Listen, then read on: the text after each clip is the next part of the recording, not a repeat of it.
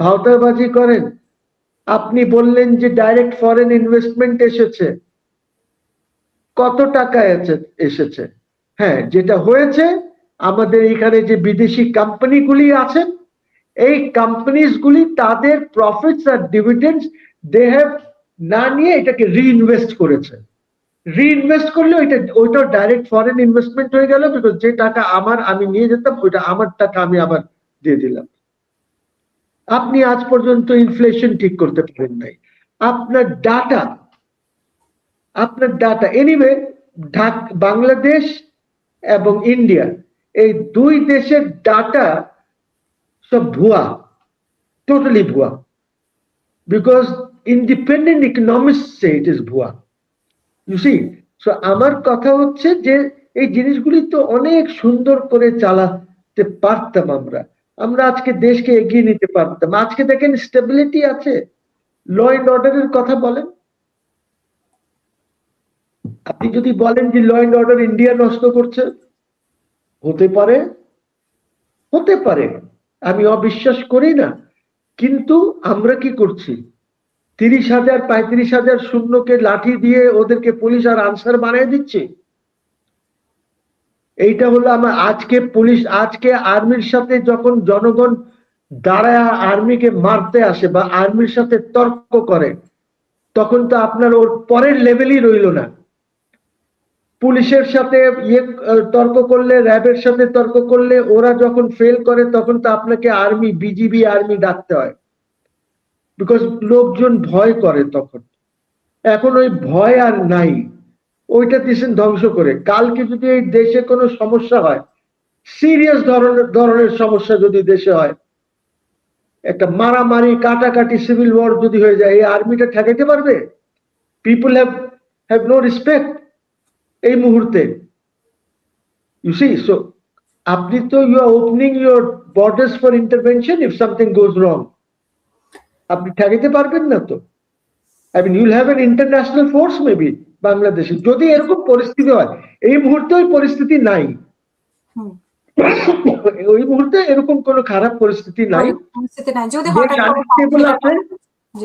দেশ আনস্টেবল আছে, দেশে ল এন্ড অর্ডার নাই, এবং এটা যতক্ষণ পর্যন্ত আমরা এটা ঠিক না করি, আমার মনে হয় ইলেকশন আপনি পরেও করতে পারতেন একটু দেশে স্টেবিলিটি এনে। এই জন্য আমি প্রথম স্টেটমেন্টে বলেছিলাম দ্যাট আমাকে খুব সিকিউর রাখতে হবে দুইটা নেতাকে। একটা হলো আমাদের Tarek Zia, totally cordon off করে রাখতে হবে যেন কোনো ধরনের কিছু না হয়। আর একটা হলো আমিরে জামাত। এই দুইটার নেতার মধ্যে যদি কাউকে কিছু হয়ে যায়, দেশে আগুন জ্বলবে, আপনি কন্ট্রোল করতে পারবেন না, কোনোভাবেই পারবেন না। নো ওয়ে, আমরা সবাই ইন ডেঞ্জারে থাকবো। কাজেই we are in a very serious state. আল্লাহ যেন আমাদের দোয়াটা শোনেন যে এই দুইটা নেতা যেন প্রোটেক্টেড থাকেন। কে ভালো কে খারাপ, that is not a matter of contention, because ওদের পিছে জনগণ আছে। তারেক জিয়ার পিছে কোটি কোটি লোক আছে, জামাত আমিরের পিছে কোটি কোটি লোক আছে। সো আমাদেরকে এই জিনিসগুলি খেয়াল করতে হবে, খুব সিরিয়াস ব্যাপার আছে এখন। আপনি একটা জামাত নেতাকে মেরে ফেলেছেন অলরেডি, সেক্রেটারিকে। So we have to be careful. এমন আমাদের কিছু করা উচিত হবে না যেন এইখানে কোনো ধরনের একটা গন্ডগোল, সিরিয়াস গন্ডগোল লাগে। তো আমার দোয়া রইল সবার জন্য যেন ভালো করে নির্বাচন যদি হয়।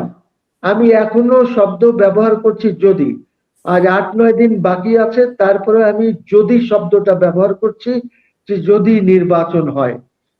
আর দিদার ভাইয়ের সাথে তো আমার ইনশাল্লাহ দেখা হবে, যদি ট্রান্সফার অফ পাওয়ার না হয় আমরা আবার কথা বলবো এটা নিয়ে। যদি 2 দিনের মধ্যে ট্রান্সফার অফ পাওয়ার না হয়, আপনি যেটা বলেছেন, আর যদি এইটা 180 কার্য দিবস পর্যন্ত চলে আর পাওয়ার ট্রান্সফার না হয়, তাহলে we will meet again and inshallah we will discuss this, because এটা আমি বলছি না, এটা অর্ডিন্যান্স এর 4, 5, 6 পড়ে নিলেই হবে যে কি আছে সেখানে।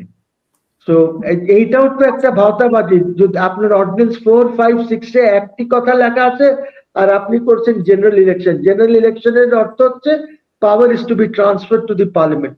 যেহেতু আমাদের পার্লামেন্টারি ফর্ম অফ গভর্নমেন্ট আছে। ধন্যবাদ। অসংখ্য ধন্যবাদ। আমি